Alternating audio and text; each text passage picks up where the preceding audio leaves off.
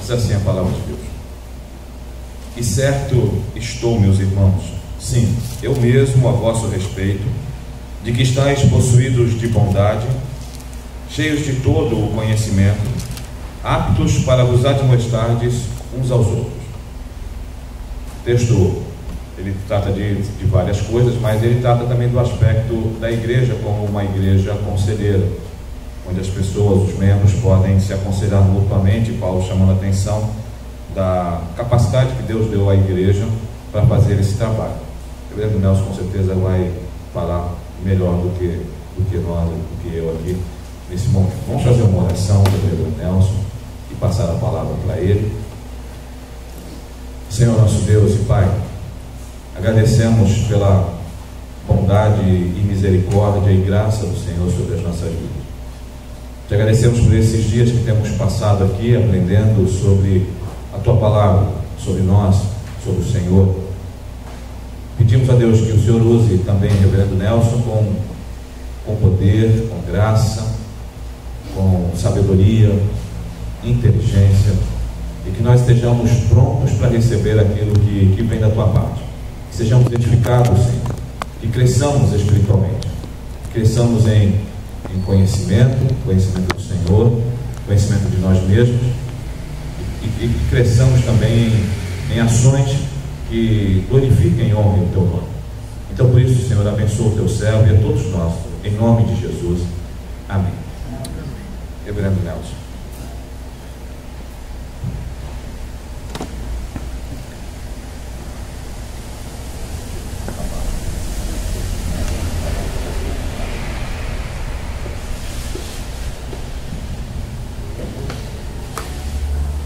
Bem, irmãos, uma alegria a gente estar aqui com vocês. Já faz alguns meses que o Lucas nos fez o convite, e a gente fica contente de poder estar aqui. E o Zé já me falou que desde domingo a igreja vem sendo trabalhada em alguns temas importantes. Hoje a gente vai falar sobre aconselhamento.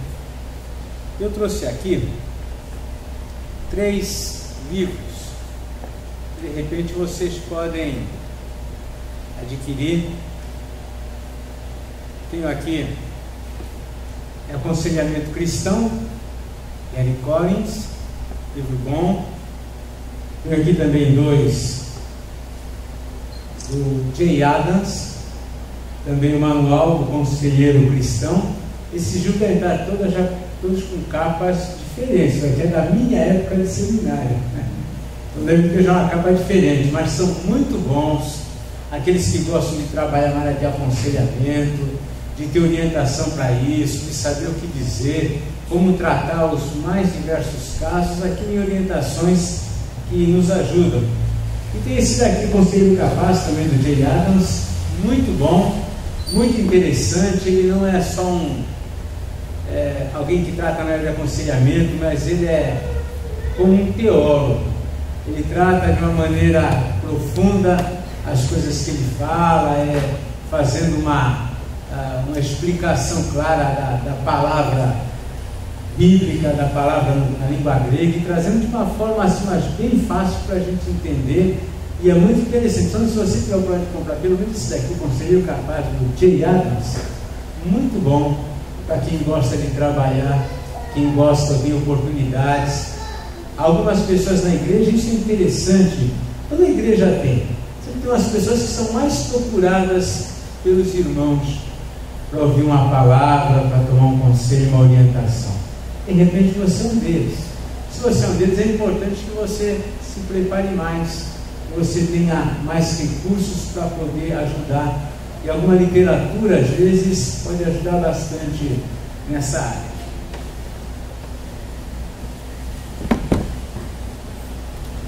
Nós vamos falar sobre aconselhamento.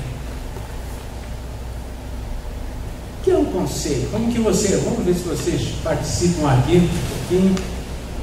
O que é um conselho? Uma palavra que define um conselho. Para você, o que é um conselho? Uma orientação. Legal. que mais? Mais alguma ideia?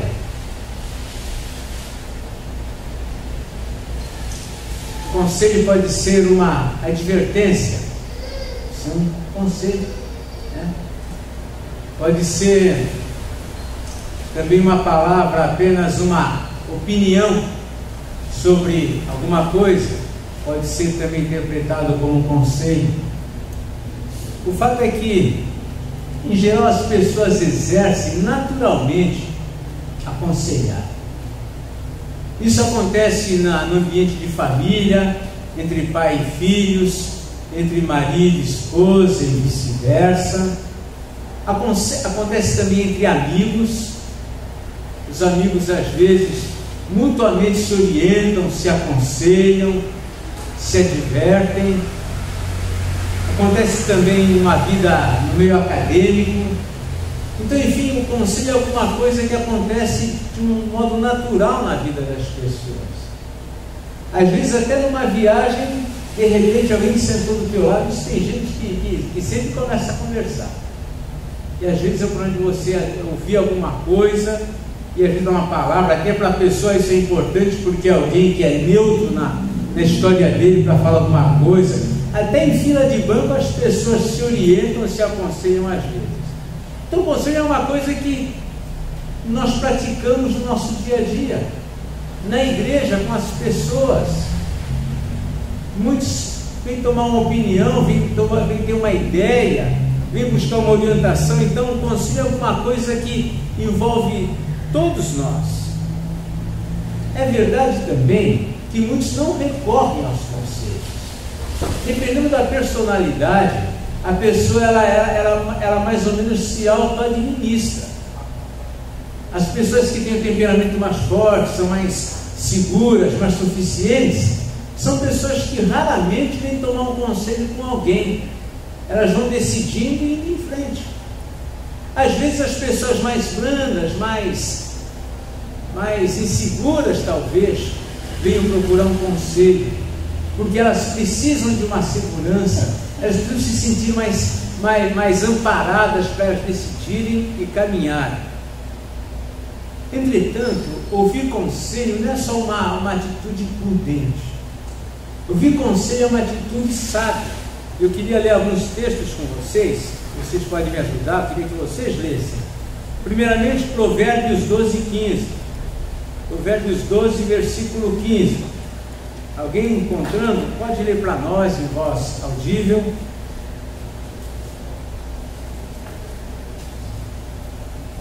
O que diz lá? O caminho do insensato aos seus próprios olhos parece reto, mas o sábio dá ouvidos aos conselhos. Muito bem. Então uma pessoa que ela não gosta de ouvir conselhos, ela não é sábia. Interessante que mesmo Salomão, o homem mais sábio, ele tinha pessoas que o cercavam, pessoas que caminhavam junto com ele. Então ouvir conselhos é alguma coisa sábia, é uma atitude prudente. Ainda em Provérbios mesmo, capítulo 15, versículo 22, alguém pode ler? Onde não há conselho, fracassam os projetos, mas com muitos conselheiros há bom êxito. Muito bem, onde não há conselho, fracassam os projetos. As grandes empresas, elas têm pessoas que atuam, não às vezes com o nome de conselheiros, mas como pessoas que são, que exercem essa função na empresa, de dar opinião, de aconselhar, de orientar. Então, mesmo hoje, até os times de futebol trabalham com tem alguém trabalhando com eles na área de aconselhamento, às vezes um psicólogo, mas a ideia é aconselhar, é estar trabalhando com as pessoas nesse sentido. E onde não há conselho, fracassam os projetos. Mas com multidão de conselheiros, vem ali um outro texto que também fala algo semelhante, lá em Provérbios 24, 6.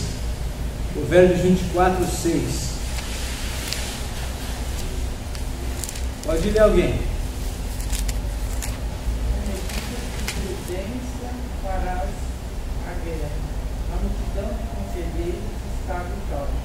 Muito bem. Né? medidas de prudência a fazer a guerra. A gente entra, as guerras não precisa ser uma guerra que nem está acontecendo por aí, as revoltas lá na Crimeia, Ucrânia. Às vezes nós estamos envolvidos numa guerra, às vezes uma situação que para nós é como uma guerra, que exige prudência, que exige avaliação, que exige reflexão, às vezes relacionamentos. Nós estamos envolvidos em situações que exigem isso. E ele diz aqui que, com medidas de prudência para a guerra, na multidão de conselheiros está a vitória. É sempre bom nós ouvirmos conselhos, portanto. Mas será que todo conselho é bom? Será que qualquer conselho é bom para nós? É lógico que não. Nem todo conselho é bom para nós. Nós encontramos exemplos na Bíblia de pessoas que foram mal aconselhadas, ainda que ouviram. Podemos lembrar aqui de Aminon. Aminon era filho de Davi. Ele estava apaixonado por Tamar, que era sua irmã apenas por parte de pai. E nessa paixão ele estava tão envolvido que ele estava até emagrecendo. E chegou o primo dele, Jonadab, que era filho de Simeia, que era irmão de Davi. E esse Jonadab chegou para ele: olha, por que você está emagrecendo? Por que você não se finge de doente? Pede para que o rei caminhe Tamar até a câmara onde você está, faça um bolo para você, você diz que vai ser bom, que você, isso vai te ajudar. E assim ele fez, seguiu esse conselho. Conselho que na verdade depois trouxe a morte dele.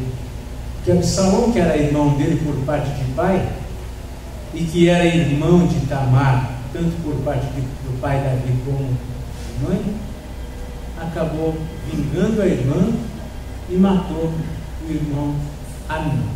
Então nós vemos que conselhos não é só porque é um conselho que é bom. Muitos conselhos devem ser desprezados, devem ser avaliados, todo conselho deve ser considerado, nem todo ele é bom.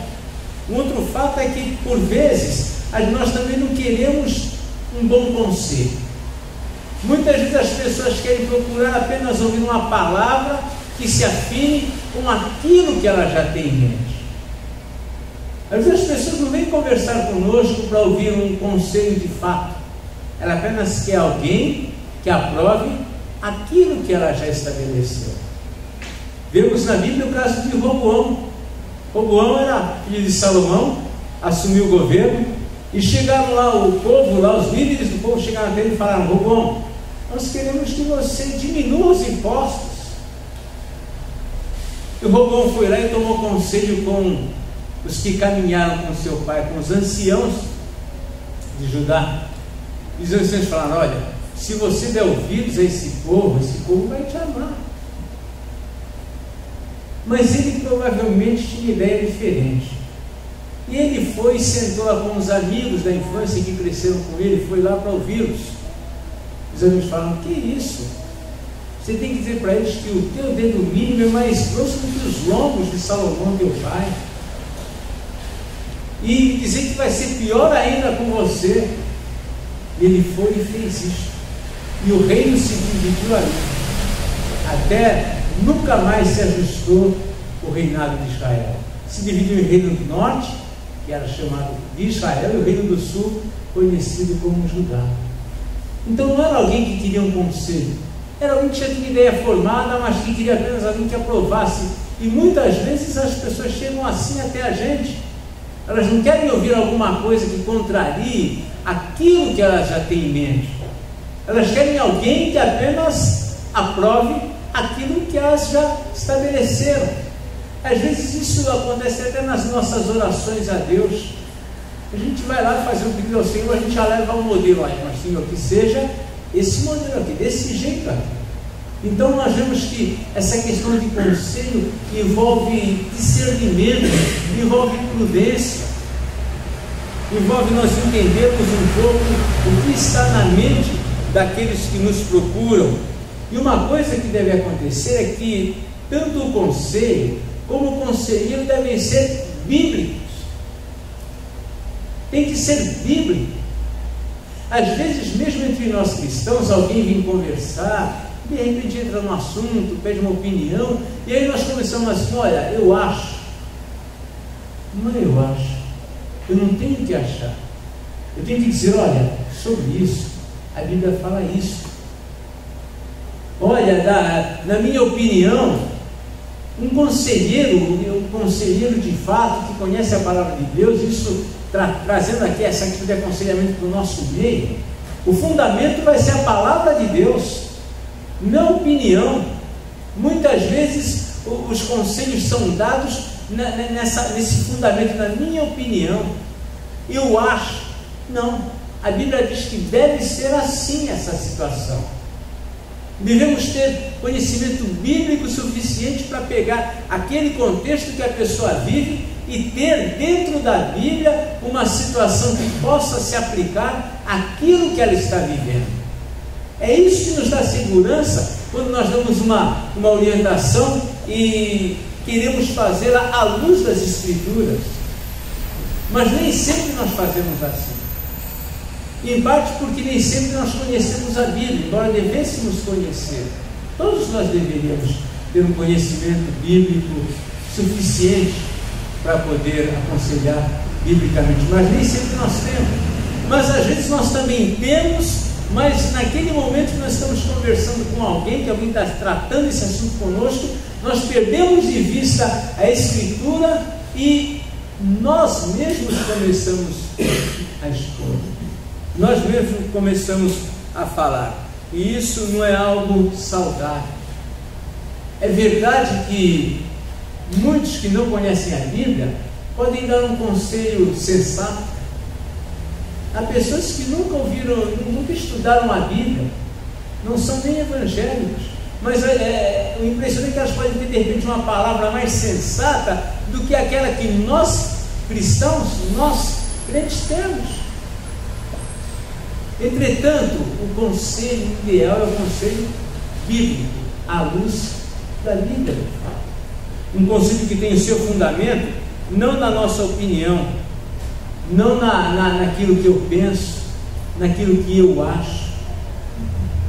Às vezes nós temos que até contrariar a nossa própria opinião sobre o assunto e dar uma orientação bíblica. Às vezes isso é o remédio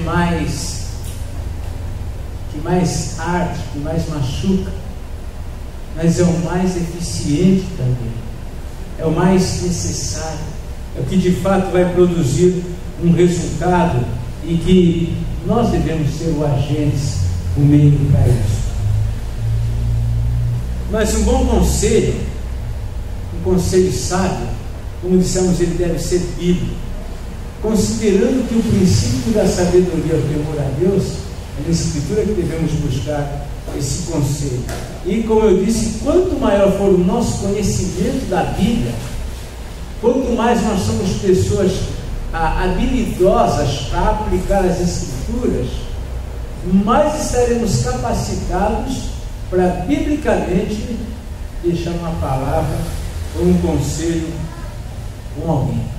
O texto que o reverendo Isaías leu lá em Romanos 14, aliás 15 e 14, é isso, não é? Romanos 15 e 14. Nós vemos aqui Paulo tratando com uma igreja que ele entendia que eles deviam estar aptos para isso. Uma igreja onde o povo conhece a Bíblia, onde o povo é um povo que leva a sério as Escrituras.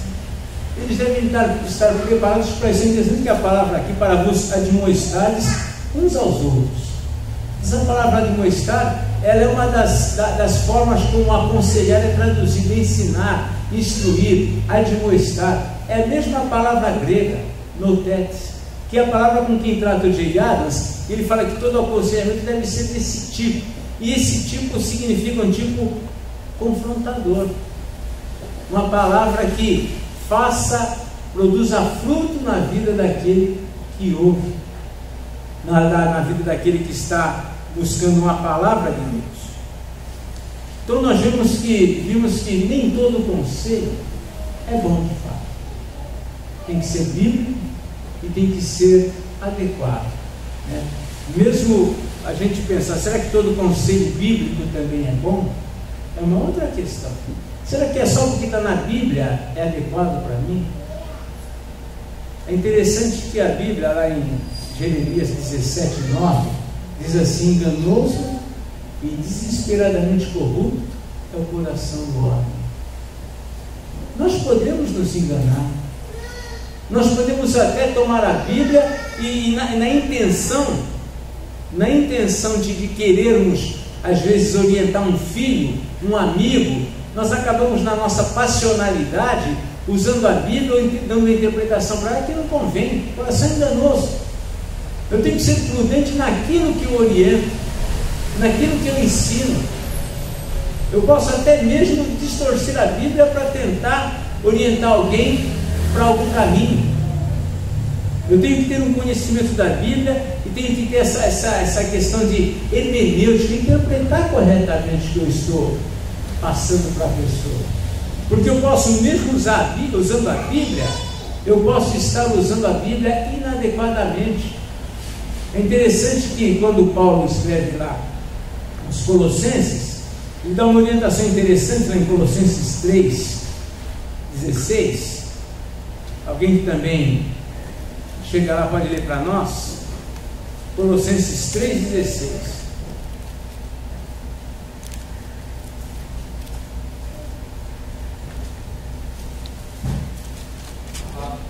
Pode ler.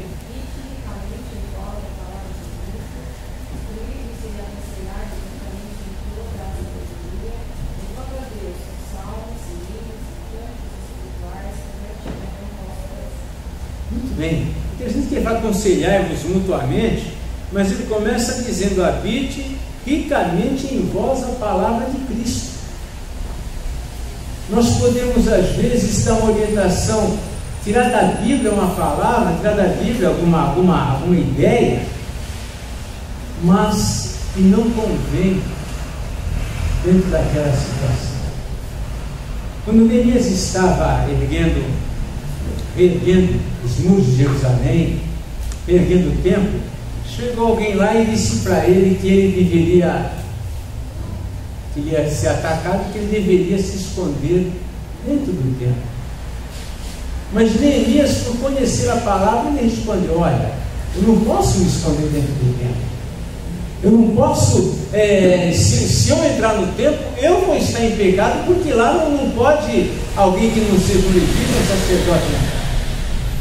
Então, às vezes, mesmo na boa intenção, mesmo com uma palavra aparentemente boa, nem sempre é bíblica, nem sempre vai produzir o fruto. Antes de qualquer coisa na área de aconselhamento, essa palavra tem que ser palavra bíblica, palavra de Cristo. Habite primeiro ricamente em vós a palavra de Cristo, e então aconselhai-vos mutuamente. Essa é a ordem das coisas. Então nós precisamos conhecer bem a palavra de Deus. Nós tínhamos um Instituto Bíblico lá em Santos, faz tempo, ano 2001, 2000, 2002, por aí. E naquela época eu dava aula de seitas e heresias. E uma vez aquele primeiro ano tinha muita gente lá. No primeiro ano nós tínhamos 80, lá começou o Instituto Bíblico com 83 alunos, um negócio fantástico. 83 alunos. Lá nós tínhamos presbíteros, professores de escola dominical, superintendentes, diáconos, tínhamos gente de todas as igrejas do presbitério, tinha gente, praticamente tinha representantes lá. E eu, dentro dessa aula de seitas e heresias, até porque era uma coisa que exige o conhecimento bíblico, eu falei com eles: vamos fazer aqui entre nós um levantamento. E então eu dei para eles uma folha que eles iam escrever acerca do conhecimento da Bíblia deles. Era uma folha que não tinha nome, era completamente anônima, nem eu não sabia. Era uma coisa que cada um ia pôr, por exemplo, quantas vezes leu a Bíblia. E quando nós recolhemos aquelas folhas todas, eu fiquei assustado. Porque grande parte, mas muito mais que a metade daquele grupo, não tinha lido a Bíblia inteira ainda uma vez. Naquele grupo tinha, como eu disse, pessoas que já eram líderes na igreja. E isso é uma coisa que às vezes dá medo. Nós estamos no meio do povo, às vezes estamos orientando, aconselhando, jovens, adolescentes, com perguntas, com ideias, com conceitos dos mais variados possíveis, e de repente nós não somos as pessoas preparadas para dar uma resposta para eles biblicamente. E o que Paulo diz é: habite ricamente, ou seja, não apenas a palavra habitar em vocês, mas habitar ricamente, de forma abundante. Ou seja, nós temos que estar cheios da palavra de Deus, conhecendo a palavra de Deus, conhecendo as histórias que a Bíblia tem, conhecendo os fatos que a Bíblia tem, porque são esses fatos que vão nos ajudar muitas vezes a ter uma saída, uma solução, uma orientação, uma palavra, um conforto para a vida de alguém. E nem sempre nós temos isso, nos falta. Então é importante que nós conheçamos a Bíblia e saibamos manuseá-la, falar dela. Então, às vezes, até um conselho que a gente extrai da Bíblia pode ser mal colocado para alguém. Deve ser bíblico, adequado, prudente. Deve ser alguma coisa que exale justiça, amor, verdade, bom senso, prudência. Tudo isso deve estar envolvido no nosso conselho, na nossa orientação. Muito bem. Virtudes de conselheiro. Nós, quando digo conselheiro, não é questão de que alguém foi nomeado conselheiro. Conselheiro é aquele que naquele momento alguém o procurou para ouvir dele uma opinião.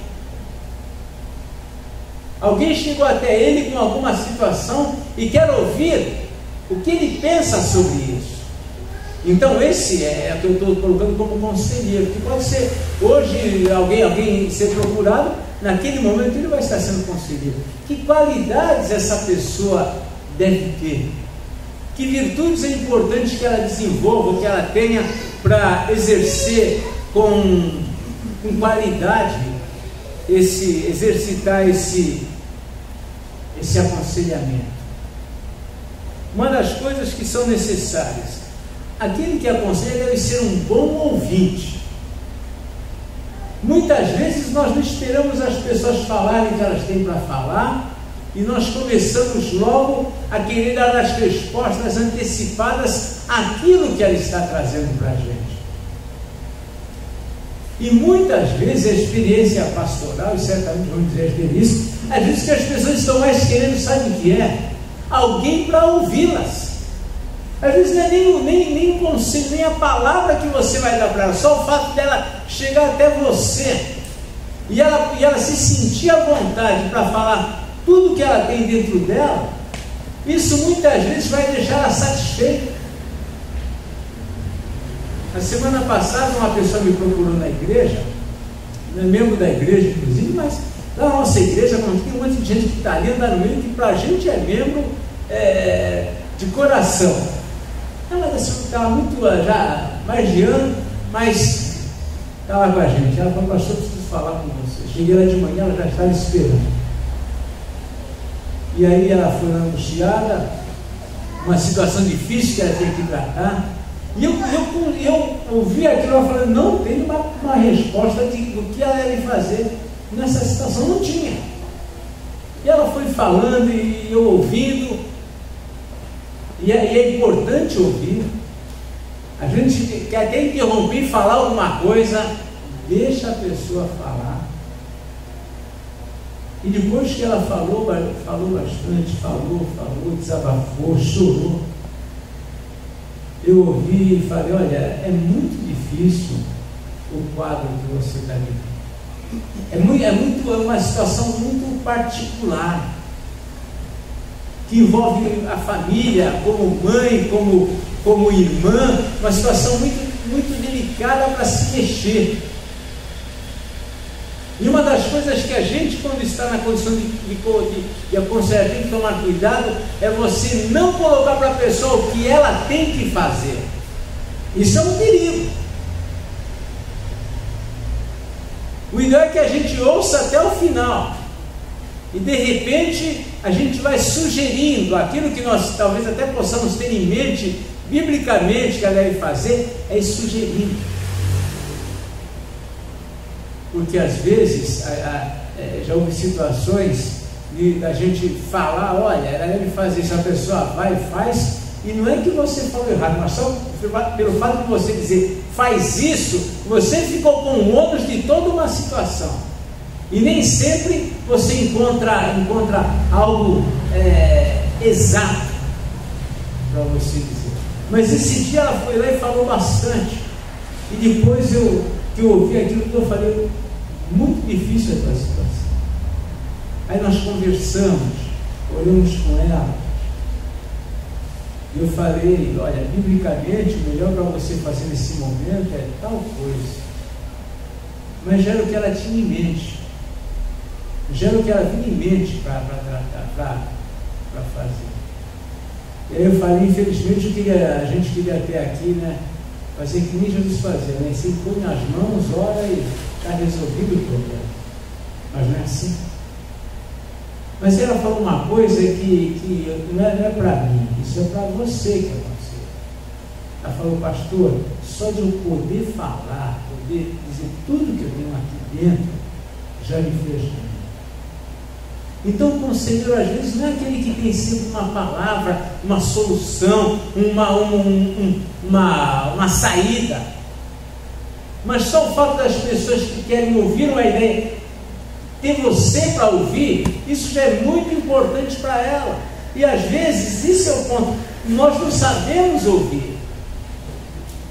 E alguém que está na condição de conselho, de aconselhar, deve ser um bom ouvinte, atencioso. É muito difícil quando alguém, às vezes até no pátio da igreja, naquela hora do cafezinho, pessoas vêm ali para tomar uma opinião, uma ideia, algum conselho, ainda que seja mais simples para ela, que é importante. E é muito ruim se ela está olhando para a gente está olhando em volta para as pessoas e prestando atenção aqui e lá. Aquele momento é o momento que você deve reservar para ouvir essa pessoa. Então, o aconselhamento é uma coisa de confiança. Quando alguém vem até você pedir uma opinião, dependendo do assunto, vai expressar maior confiança ainda em você. E isso significa que você tem que ter uma outra qualidade. Você tem que ser discreto. Quando alguém nos procura para conversar, ele quer conversar com a gente. Ele quer saber, ele quer se abrir com você. Às vezes eu lá em casa não falo nem quem eu fui visitar, porque só que eu falo, mas por quê? Tem algum problema? Às vezes o pastor é assim, ele está no escritório pastoral, alguém entrou, é algum problema. Quem vê já percebe, é algum problema. Então é muito difícil. Então quem vem falar com você espera a descrição. Às vezes minha esposa fala, mas o que está havendo? Coisas da igreja. Se a pessoa quisesse compartilhar com ela, chamaria eu e ela para compartilhar. Procurou a mim. Então nós temos você, que às vezes alguém quer ouvir você, é com você. O problema dela é para você orar. É muito complicado quando alguém vem e compartilha alguma coisa com uma pessoa e na próxima reunião de oração a pessoa, olha, vamos orar pelo irmão, pela irmã. Às vezes nem fala o que é, mas só de insinuar que vamos orar sem falar nada já, é o ser humano que está ali, já começa a pensar, o que está acontecendo? Olhe você no teu coração, olhe por essa pessoa, por esse irmão, por essa irmã. E às vezes nós não observamos essa discrição, que é tão importante quando você tem alguém que você sabe que vai falar com ele ou com ela, e é ali. não tem mais alguém que vá se inteirar daquilo que você está passando para ela. Sempre nós devemos ter esse princípio da discrição. É só inverter.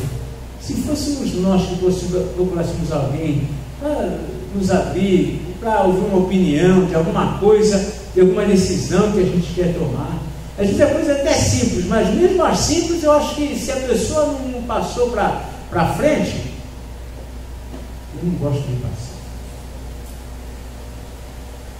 Então, a gente precisa sempre ter essa descrição.